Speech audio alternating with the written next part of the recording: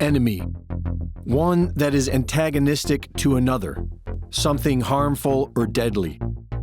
For those with eyes to see, humanity is currently under attack by an antagonistic and deadly foe, an enemy that must hide in the shadows to survive. But there is always a money trail, and money is their only real power. So to find the real enemy, we must follow the money. In the documentary Monopoly, Who Owns the World, Tim Gielen does an excellent job of doing this. While there appears to be hundreds of independent companies producing food, they are practically all owned by the same small group of companies. These companies are controlled by their top shareholders, financial institutions such as Berkshire Hathaway, Vanguard, BlackRock, and State Street. This is also who owns Silicon Valley, big tech, the airline industry, the steel industry, agriculture, the textile and clothing industry, both the oil and solar panel industry, tobacco, alcohol, pharmaceutical, electronics, and banking.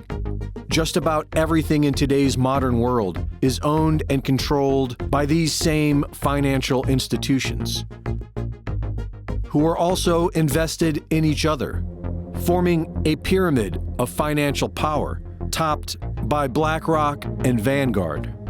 BlackRock loans money to the Federal Reserve Bank, advises them, and developed their software system. BlackRock itself is owned by Vanguard, and Vanguard, sitting on top of the world pyramid, keeps its shareholders private.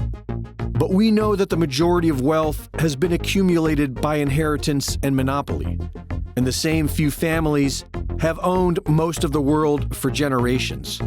Families such as Rothschild, Rockefeller, DuPont, Morgan, and Bush. Operating through nonprofit foundations, these unelected families are able to rule over the world like kings. This is the way it has always been, whether it be via pharaoh, royalty, papal supremacy, dictator, or investment banker. Mankind has always been managed by the rich and powerful. Freedom is a dream yet to be fully realized in this world.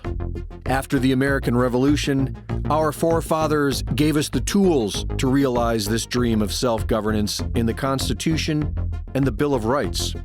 Tools that will be stripped away unless mankind decides to stand and face their enemy. Here we need a vast military-style campaign to marshal the strength of the global private sector, with trillions at its disposal, far beyond global GDP, and with the greatest respect, beyond even the governments of the world's leaders.